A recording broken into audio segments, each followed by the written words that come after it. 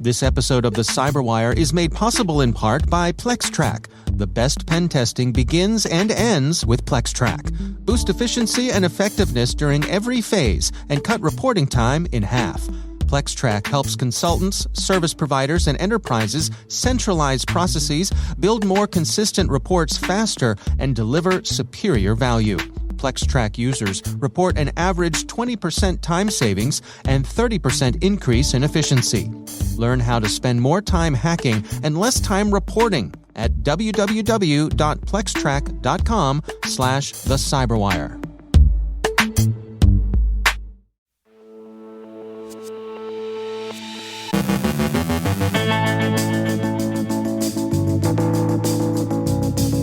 A cyber attack is suspected of causing false alarms in Israel, risk surface assessments, renewed warnings on the potential security risks of fitness apps. Cyber options may grow more attractive to Russia as kinetic operations stall. DDoS in St. Petersburg. Ben Yellen details a Senate bill restricting the sale of location data. Our guest is Jon Check from Raytheon's Intelligence and Space Division discussing the National Collegiate Cyber Defense Competition and a conviction in the Capital One hacking case.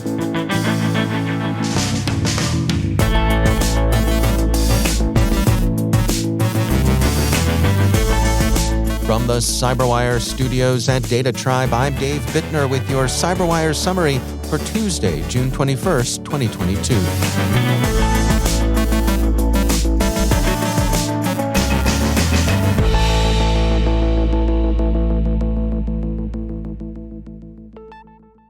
Sirens used to warn Israelis of rocket attacks sounded a false alarm in Israel over the weekend. Haaretz reports that sirens sounded in Eilat and parts of Jerusalem Sunday night due to a cyber attack on local public address systems, in what is being investigated as a possible Iranian attack. Citing diplomatic sources, the Jerusalem Post emphasizes that the attribution is preliminary and that the incident remains under investigation. Israel Hayom notes that some of the evidence of cyber attack remains circumstantial. The systems apparently compromised were civilian warning systems, not presumably better protected military ones. Risk Recon and Scientia have published a report on risk surface assessment, finding that organizations that are cloud first are 85% more likely to be a top performer in risk management. The researchers say, when we take a look at the cloud adoption rates of the top and bottom performers, we start to see some very clear separation. Every 10% increase in host cloud concentration results in a 2.5% increase in the probability of being a top performer.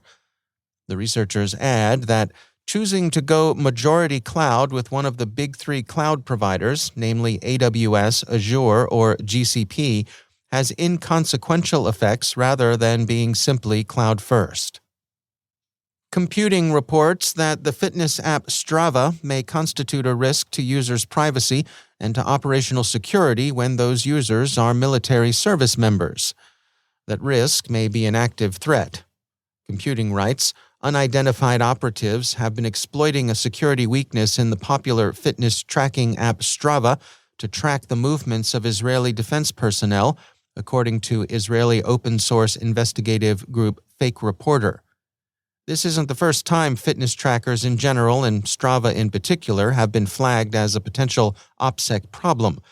The U.S. Department of Defense expressed its concerns about Strava in January 2018. Russia's offensive in the Donbass continues its pattern of heavy bombardment from relatively static positions, the Wall Street Journal reports, but there's still considerable speculation that the cyber phase of the war may intensify if a decisive victory on the ground continues to elude Moscow. Reuters reports that U.S. Deputy Treasury Secretary Wally Adeyemo warned the Bank Policy Institute last week that the threat of Russian cyber attack remained high. The Treasury Department reiterated its commitment to intelligence sharing during a period of heightened threat. Tanium's Tedra Burgess argues in an essay published Friday by SC Media that Russia's war against Ukraine represents a template for future, broader cyber operations in other hybrid wars. She stresses the threat of both supply chain attacks and the disruption of critical infrastructure. She also argues that assessing that threat requires an understanding of the role criminal groups play in a hybrid war.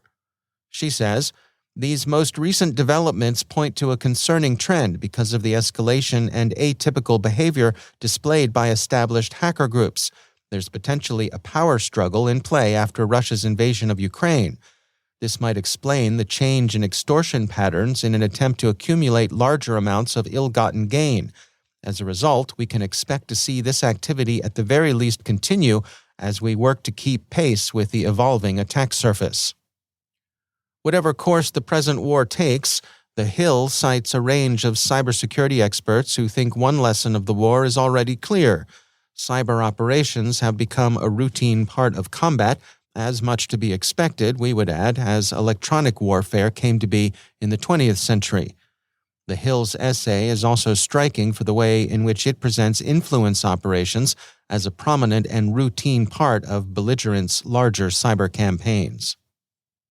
Mr. Putin's keynote address before the St. Petersburg International Economic Forum took as its theme optimism, founded on the historic record and destiny of the Russian people. The view he expressed was that the present difficult time comes from the doomed American attempt to maintain a unipolar world under its own direction after declaring victory in the Cold War. In summary, here's his view of the world situation. "This is the nature of the current round of Russophobia in the West and the insane sanctions against Russia. They are crazy and, I would say, thoughtless. They are unprecedented in the number of them or the pace the West churns them out at." Friday's proceedings at the St. Petersburg International Economic Forum were delayed for about an hour and a half, Reuters reports, by a distributed denial of service attack. The now familiar Kremlin spokesman Dmitry Peskov put the delay down to a cyber attack that began on Thursday and affected the conference's admissions and accreditation systems, but he offered no attribution. Others, of course, speculate that the DDoS attack was organized by actors operating in the Ukrainian interest, if not under the actual direction of Ukrainian services. And finally, Paige Thompson, formerly an engineer with Amazon, was found guilty on Friday, the U.S. Justice Department said, of wire fraud, 5 counts of unauthorized access to a protected computer, and damaging a protected computer. The department added that the jury found her not guilty of access device fraud and aggravated identity theft. The New York Times reports that in 2019, Thompson was responsible for gaining access to the data of more than 100 million Capital One banking customers. The Justice Department explained how the prosecution went. They said, using Thompson's own words in texts and online chats, prosecutors showed how Thompson used a tool she built to scan Amazon Web Services accounts to look for misconfigured accounts. She then used those misconfigured accounts to hack in and download the data of more than 30 entities, including Capital One Bank. With some of her illegal access, she planted cryptocurrency mining software on new servers with the income from the mining going to her online wallet. Thompson spent hundreds of hours advancing her scheme and bragged about her illegal conduct to others via text or online forums. Thompson's defense team argued, in effect, that their client was acting as a white-hat hacker, a good-faith bug hunter, finding vulnerabilities with the intention of disclosing them to the organizations affected. The prosecutors weren't buying it and didn't see this case as one in which a legitimate vulnerability researcher had inadvertently run afoul of the Computer Fraud and Abuse Act, whose use against such researchers is now regarded as an improper expansion of the law's intent. The jury didn't buy it either. Thompson used the online handle Erratic, and the story is a sad one. Security Week summarizes, in interviews with the Associated Press following her arrest, friends and associates described Thompson as a skilled programmer and software architect whose career and behavior, oversharing in chat groups, frequent profanity, expressions of gender identity distress, and emotional up and downs, mirrored her online handle. At one point, 2 former roommates obtained a protection order against her, saying she had been stalking and harassing them. Thompson joined Amazon in 2015 to work at Amazon Web Services, a division that hosted the Capital One data she accessed. She left that job the next year. Some friends said they believe the unemployed Thompson, destitute and by her own account grappling with serious depression, believed the hack could bring her attention, respect, and a new job. Thompson is scheduled to be sentenced in September. The Justice Department says wire fraud is punishable by up to 20 years in prison. Illegally accessing a protected computer and damaging a protected computer are punishable by up to 5 years in prison. They note that the sentence imposed will be up to the judge.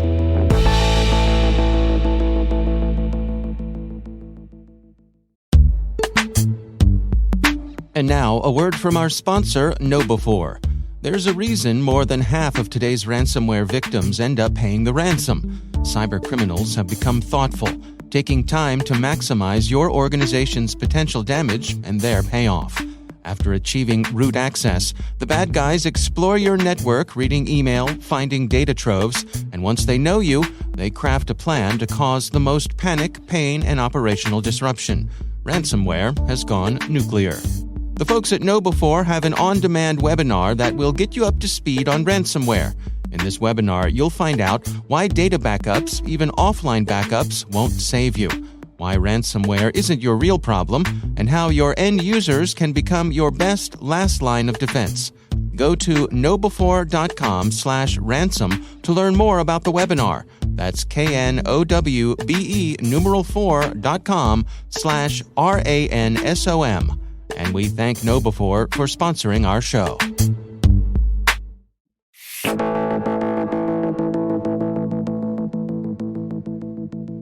Jon Check is from Raytheon's Intelligence and Space Division, who are major sponsors of the National Collegiate Cyber Defense Competition. I spoke with Jon Check about the competition and why he and his colleagues at Raytheon believe it's a project worth supporting. The CCDC holds 8 different regional competitions with schools that are assigned to a region, and they participate in a regional champion. There's also an at-large school as well as a wild card school, which gets in based on schools that placed second place within their regional, then go through a wild card round to get in as well. So it's quite a long event that culminates in the final competition, which is the national competition. Well, let's go to that final competition here. Can you give us a little description of what the contestants faced? Happy to. So the competition really, they create a fictional real-world scenario, if that makes sense. So this year, the students were defending a gaming company that was traditionally a brick-and-mortar company that had an online presence. They got into some online games that they were selling. And so within that, the students really need to maintain all the typical services of a company. So the web presence, the financial presence, the e-commerce sites, the email for the corporation, the help desk and call-in areas for people that need support. And so they're the blue team. And then the red teamers, the ethical hacking team, tries to knock those services offline periodically. And the students really work to maintain that business resilience while they're being attacked by the red team hackers. So how did the competition go, and which team eventually came out on top? The competition is really a great competition. So first I'd say it went really well. The students, this competition has been happening for a while. So over time, the competition has escalated, right? The students have learned, as well as the red teamers have learned, how to anticipate certain attacks or defend against those attacks. So it's constantly evolving on both sides, on the defensive side and on the offensive side. And so it's really, the teams that do really well have participated for quite a few years and understand the different scenarios, as well as the techniques, tactics, and protocols that the offensive side uses to attack the students' networks. So this year, the champion was the University of Central Florida. And they've won the championship 5 times out of the 17 years. And they were the runner-up 3 other times. So that's a team that has a history, right? They practice very hard. They understand what's happened year over year and pass that knowledge down to the teams. And they actually have team members that were formerly in the team come in to practice with the team during the year, from former students to come back and help them prepare for the year's competition. So it's really quite a great tradition they have there, and really take it very seriously and put in the hours, which is what it takes of practice to be as good as they are. Yeah, I was going to ask you, I mean, what is the winning formula for a team like University of Central Florida? Is it putting together the right variety of folks on the team? Is it institutional knowledge? What seems to work for them? I'd say that if I had to put it to one thing, it's that the team can communicate well. Cybersecurity is a team sport. And when you see the University of Central Florida in the thick of battle in one of these competitions, they're communicating very well. Each of the team members knows exactly what their role is. And nobody's panicking. Everybody understands what to do. It's really that preparedness. They know what to do. They've practiced. Everybody understands what their role and responsibilities are. And it really works extremely well for them. And then you layer onto that, of course, the history they have and the institutional knowledge they've built up through these competitions. It really makes a very strong team, a very powerful formula for success. Why are competitions like this important? What are they contributing to the overall cybersecurity community? The number one thing, and what this competition really highlights, and you don't see this in all competitions, but when you have someone else actively working against you, like the red teamers actively working to take the students' networks offline, degrade the services, and really impact their ability to defend, the learning, you can't just gain that anywhere. You learn it by doing. And in cybersecurity, you absolutely need the framework and understanding of how cyber works and the traditional learning side. But having another team actively working against you, that really brings out some skills that you may not have had, or some things that you might not have contemplated when you're doing more of a theoretical exercise versus a live fire type exercise. And how about for Raytheon? For you and your colleagues there who put in both the financial support, but also all of the time and energy that you all put in, why is it worthwhile for all of you? Well, for me, it really comes down to, we're under constant attack, and I want to make sure that, as Raytheon, we have a responsibility to do our part in cybersecurity. What that means is ensuring that we're helping build a cyber workforce that protects all of us. I mean, over the course of years, since we've been involved, we've hired over 100 people from the competition. But I'd like to think that we have really helped thousands learn skills and really increase their cyber proficiency, as well as maybe convince other people to join the cyber community to help defend our way of lives. And so for me, it's really more just about the typical, are we going to be able to hire people out of this group? It's what are we doing to ensure the entire community gets raised by having competitions like the CCDC that help protect our way of life and build that next generation of cybersecurity professionals. That's Jon Check from Raytheon's Intelligence and Space Division.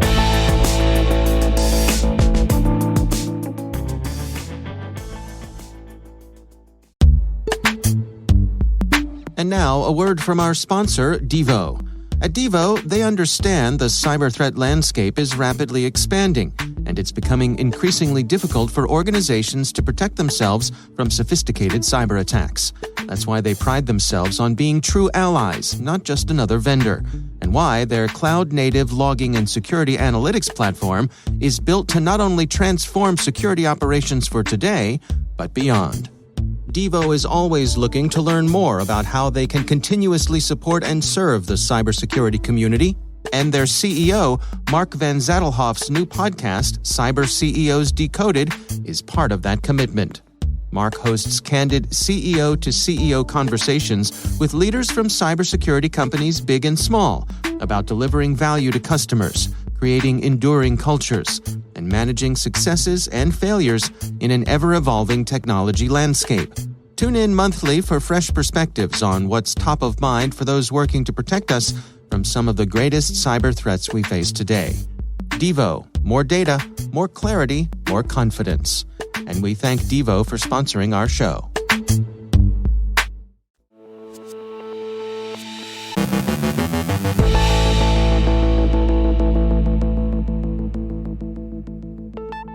And joining me once again is Ben Yellen. He's from the University of Maryland Center for Health and Homeland Security, and also my co-host over on the Caveat podcast. Hello, Ben. Hey, Dave. How are you? Good. Interesting story from Joseph Cox.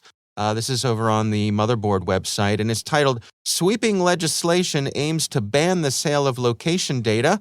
Caught my eye here. Ben, what's going on?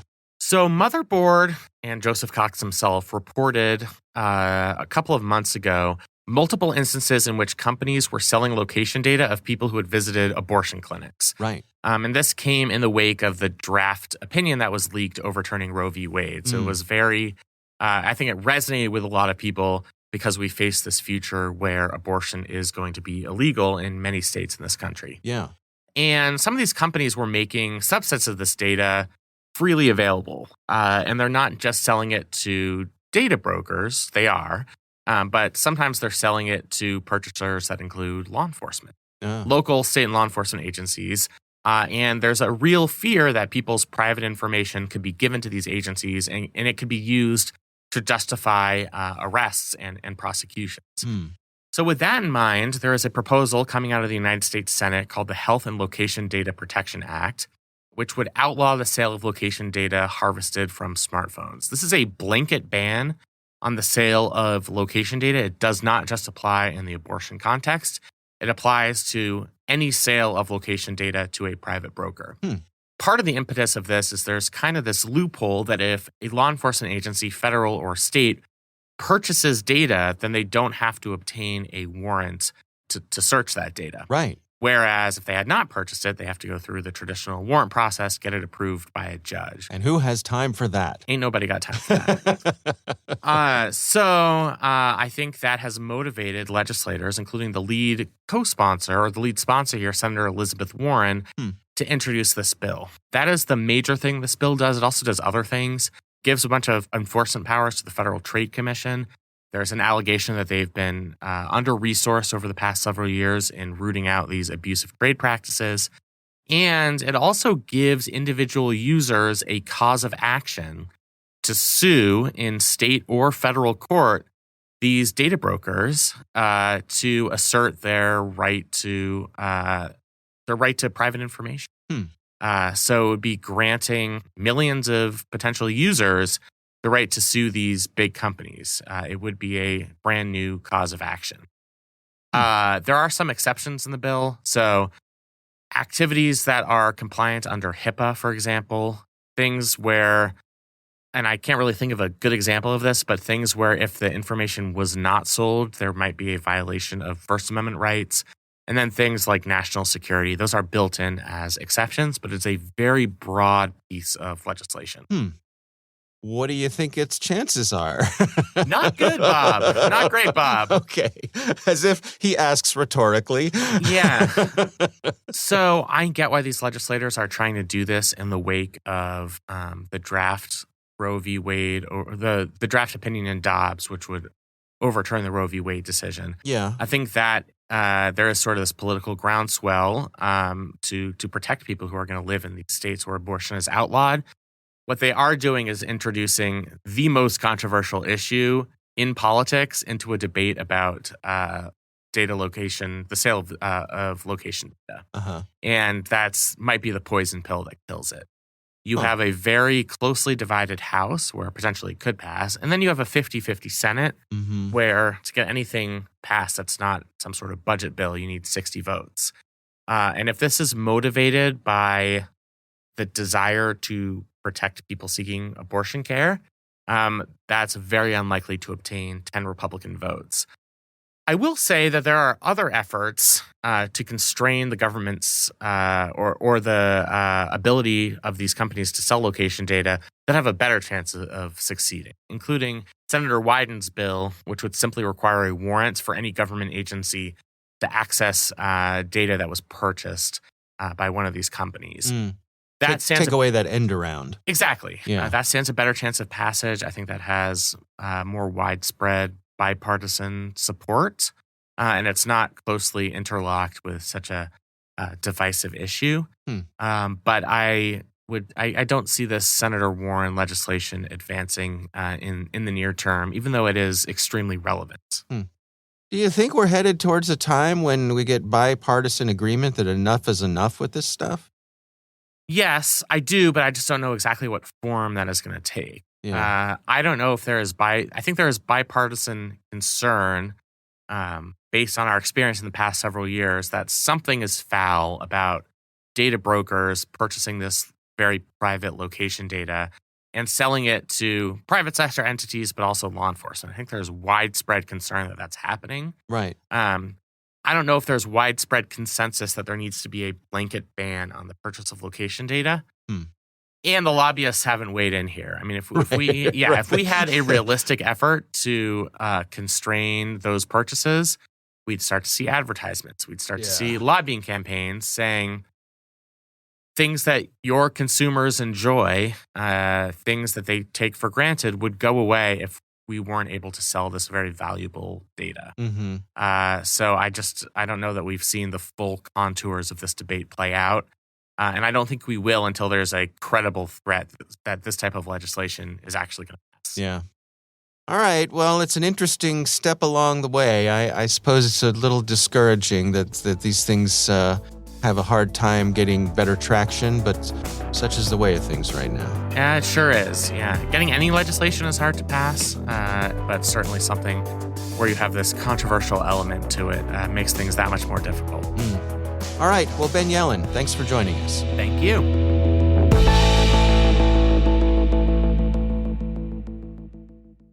Thanks to all of our sponsors for making the CyberWire possible, especially our supporting sponsor, CyberReason.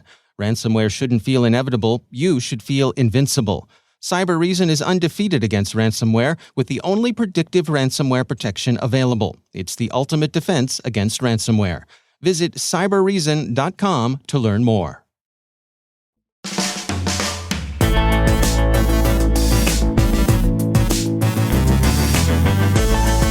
And that's the CyberWire. For links to all of today's stories, check out our daily briefing at thecyberwire.com. The CyberWire podcast is proudly produced in Maryland out of the startup studios of Data Tribe, where they're co-building the next generation of cybersecurity teams and technologies.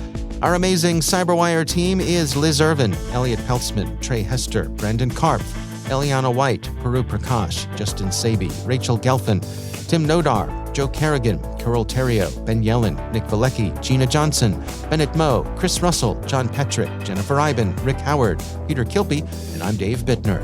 Thanks for listening. We'll see you back here tomorrow.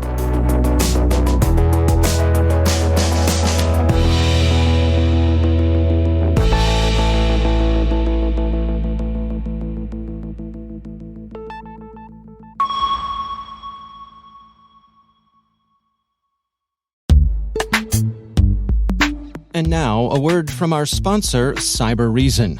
They're out there, and they're coming for you.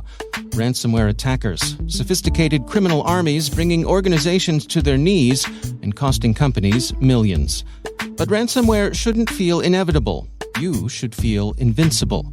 CyberReason is undefeated in the fight against ransomware with the only predictive ransomware protection available, automatically stopping attacks before encryption and empowering security teams with full visibility. It's the ultimate protection against ransomware, an AI-powered defense that defeats ransomware at every stage of the attack, stopping today's threats and ready for tomorrow's. True cyber defense designed for true defenders. Because ransomware won't define this era, those who defeat it will. Visit cyberreason.com to learn more. That's CYBEREASON.com. And we thank CyberReason for sponsoring our show.